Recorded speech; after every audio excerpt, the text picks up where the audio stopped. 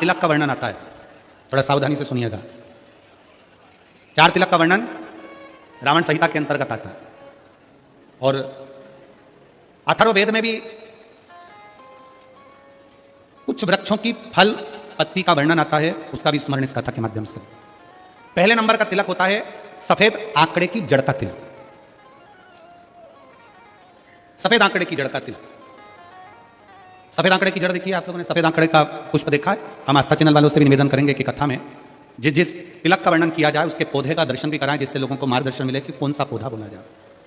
सफेद आंकड़े की जड़ का तिलक, और यही सफेद आंकड़े की जो जड़ होती है संतान प्राप्ति के लिए तुम्रुकेश्वर का नाम लेकर कमर में लाल धागे में बांधा जाता है, जैसा आप लोग पहले कथाओं के माध्यम से श्रवण कर चुके। एक होता है पहले नंबर पर सफेद आंकड़े की जड़ का तिलक। ये क्या काम आता है और किस लिए लगाया जाता है? तो शिव महापुराण की कथा कहती है जिस दिन आपको लगे कि मुझे इस कार्य के लिए जाना है और ये मेरा कार्य सफल होना चाहिए, ये कार्य मेरा रुक रहा है, इस कार्य में बांधा आ रही है, ये कार्य मेरा अटक रहा है, उस दिन सफेद आंकड़े की जड़ को थोड़ा सा घिसकर और घिसने के बाद उसको अष्ट विनायक में से किसी भी एक विनायक श्री गणेश जी का नाम लेकर अपने मस्तक पर थोड़ा सा तिलक उस सफेद आंकड़े की जड़ का लगाकर चले जाइए। वो कार्य आपका सफल होकर ही रहेगा, भले 8 दिन लग जाएं, 10 दिन लग जाएं, पर सफलता उस कार्य में मिलती जरूर। पहले नंबर पर आता है सफेद आंकड़े की जड़ का तिलक। दूसरे नंबर पर अपामार्ग की बीज का तिलक। अपामार्ग एक पौधा होता है, आप लोग टीवी पर उसका दर्शन कर रहे होंगे, एलईडी पर आप देख रहे होंगे।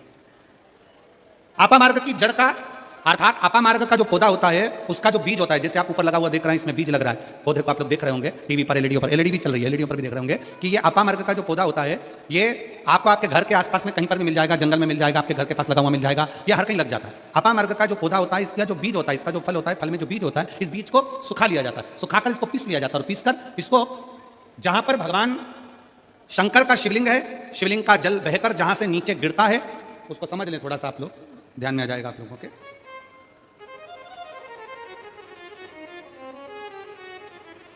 इधर देखिए, शिवलिंग की ओर ध्यान देंगे। यहां जो व्यासपीठ के सम्मुख में शिवलिंग बना, ये शिवलिंग, और शिवलिंग के सामने से जो जल बहकर जो जल नीचे की ओर आ रहा है, शिवलिंग के सामने से जल बहकर जो नीचे की ओर आता है, ये जो भाग होता है, इस भाग पर अपामार्ग का जो बीज होता है सूखा हुआ, जिसको आपने पीसा है, उसको यहां लगा दिया जाता है, उसी को वापिस लेकर आया जाता है और उस बीज का जो चंदन होता है, जिसको अपन पानी में मिलाकर सिर पर लगाते हैं, कोई व्यक्ति आपका अगर धन लेकर चले गया, कोई व्यक्ति आपकी संपदा लेकर चले गया, कोई कार्य आपका बहुत दिन से कोर्ट में अदालत में चल रहा है, लगभग 1 महीना इसका तिलक लगाना चालू कर दीजिए, दूसरे महीने में आपका धन आपके घर पर जरूर आएगा और आपका कार्य पूर्ण जरूर। अपामार्ग का बीज का चंदन तिलक, अपामार्ग का तिलक हमें सुख प्रदान करता है। तीसरे नंबर पर होता है दुर्वा। क्या बोलते हैं छत्तीसगढ़ में? दुर्वा बोलते हैं कि घास बोलते हैं? जो गणेश जी को चढ़ाते हैं दुर्वा, दुर्बी, ठीक है, टीवी पर आप लोग देख रहे हैं, दर्शन करेंगे। दुर्वा, दुर्बी, जिसको छत्तीसगढ़ में दुर्बी कहते हैं, दुर्वा कहते हैं, जो गणेश जी को चढ़ता है, दुर्वा। अब आप सबको स्मरण में तो होगा कि दुर्वा कहां से प्रकट हुई है। तो शिव महापुराण की कथा में विष्णु पुराण को अगर हम अध्ययन करें तो विष्णु पुराण का स्मरण करेंगे या कूर्म पुराण को पढ़ेंगे तो उसमें मिलेगा कि भगवान जब सुमेरु पर्वत को मंथन के लिए रखा गया था, तब वो पर्वत नीचे दबता जा रहा था, तब कच्छप भगवान अपनी पीठ पर उस पर्वत को धारण करे थे। कच्छप भगवान जब पीठ पर धारण करे तो समझ लो भगवान नारायण की जंघा पर ही वो पर्वत रखा हुआ था, जिसको घर्षण किया जा रहा था, घर्षण किया। वो पर्वत जैसा जैसा घसा रहा था, रोम गिर रहे थे, उसी रोम की दुर्वा का भाव हमारे शास्त्रों में आता, उसी से दुर्वा की उत्पत्ति मानी। दुर्वा गणेश जी को प्रिय है।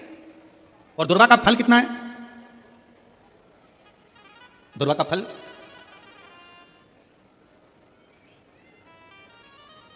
जब एक असुर ने उत्पात मचाया और गणेश जी के पास सूचना गई तो गणेश जी ने उस असुर को निगल लिया।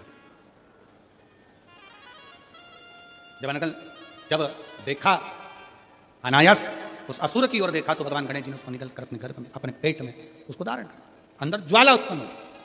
भगवान शंकर ने एक दुर्वा गणेश जी को दी, उन्होंने पाई, अंदर बैठा हुआ असुर समाप्त हो। पाप कर्म हो, बेकार कर्म हो, गलत कर्म हो, असत्यता हो, या कहीं हमारे हाथों से हमारे द्वारा कोई पाप कर्म यदि हो जाता है, वैसे तो संपूर्ण विश्व में शिव महापुराण की कथा कहती है 4 स्थान पर प्रत्येक व्यक्ति से पाप होता है। पहला, झाड़ू लगाते समय छोटे छोटे जीव मर जाते हैं जिसका पाप माथे चढ़ जाता है। दूसरा, अग्नि जलाते समय छोटे छोटे पतंगे जल जाते हैं जिसका पाप मस्तक पर चढ़ जाता है। तीसरा, जल में कपड़े धोते समय, स्नान करते समय छोटे छोटे जीव मर जाते हैं, जिसका पाप माथे चढ़ जाता है। चौथे नंबर का, चल कर जाते समय अपने पांव के नीचे, चप्पल के नीचे छोटे छोटे जीव मर जाते हैं, जिसका पाप माथे चढ़ जाता है। शिव महापुराण की कथा कहती है, एक दुर्वा शंकर जी को, एक दुर्वा गणेश जी को जब हम समर्पित करते हैं तो हमारे मस्तक का सारा पाप अपने आप समाप्त हो जाता है। दुर्वा में इतना तेज हो, दुर्वा। और शिवपुराण कर रही है, तीसरे नंबर का तिलक है दुर्वा का। दुर्वा का तिलक, दुर्वा को चढ़ी हुई जब छोटी सी दुर्वा लेकर उसको सूखने के बाद भस्म बनाकर शंकर को चढ़ाकर उस भस्म को लाकर मस्तक पर यदि तिलक लगाया जाए, उस दुर्वा का तिलक यदि मस्तक पर लगाया जाए, कोई व्यक्ति तुमसे कह दिया कि तेरे बस का ये नहीं है, कोई ने कह दिया तू ये सरकारी नौकरी पा ही नहीं सकता, कोई ने कह दिया कि तू ये काम कर ही नहीं सकता, तू मकान बना ही नहीं सकता, कोई ने कह दिया तेरी दुकान चलेगी ही नहीं, चाहे कितनी खोल ले, अगर आपका कोई आत्मबल नीचे गिराता है तो 20 दिन तक दुर्वा का तिलक यदि मस्तक पर लगाया जाए तो आत्मबल भी बढ़ता है और कार्य सिद्ध होता है। ये दुर्वा तिलक की महत्व है।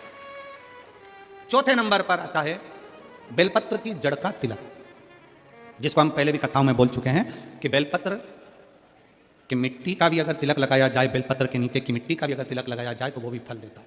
तो बेलपत्र की जड़ का तिलक तो बहुत मूल है। कभी मान लो कहीं बेलपत्र की जड़ ऐसे नहीं निकालना चाहिए, बेलपत्र हरा भरा रहे तो कभी उसकी जड़ नहीं निकालना, कभी भी। मान लो कोई बेलपत्र का वृक्ष सूख गया, कोई बेलपत्र का वृक्ष अगर सूख गया है, उसकी अगर जड़ मिल गई है तो उसको घिस कर उसका चंदन बनाकर शिव का लेपन कर उस चंदन को अपने मस्तक पर भी धारण कर सकते हैं। क्या होगा उससे? तो कहा किसी व्यक्ति को कोई कार्य के हेतु आपने बोला है और वो व्यक्ति कार्य से इनकार कर रहा है, मना कर रहा है कि ये मेरे बस का नहीं है, मैं नहीं करूंगा, उठाओ तुम्हारी फाइल लेकर जाओ यहां से, ये मैं नहीं करूंगा। तुम्हें लग रहा है कि ये केस मुझे जीतना है और मैं सत्य हूं और मेरा केस मुझे जीतना है और असत्यता भारी पड़ रही है, झूठ भारी पड़ रहा है, उस समय पर बेलपत्री का चंदन का तिलक या बेलपत्री के वृक्ष की मिट्टी का तिलक व्यक्ति को सफलता जरूर देता है। उस तिलक को धारण जरूर करना चाहिए, उस तिलक को जरूर धारण। बेलपत्र का तिलक, बेलपत्र की मिट्टी का तिलक, बेलपत्र के वृक्ष के नीचे बैठकर करा गया भजन, बेलपत्र के वृक्ष के नीचे बैठकर करी गई साधना, बेलपत्र के वृक्ष के नीचे बैठकर करी गई आराधना हमें फल प्रदान करती है।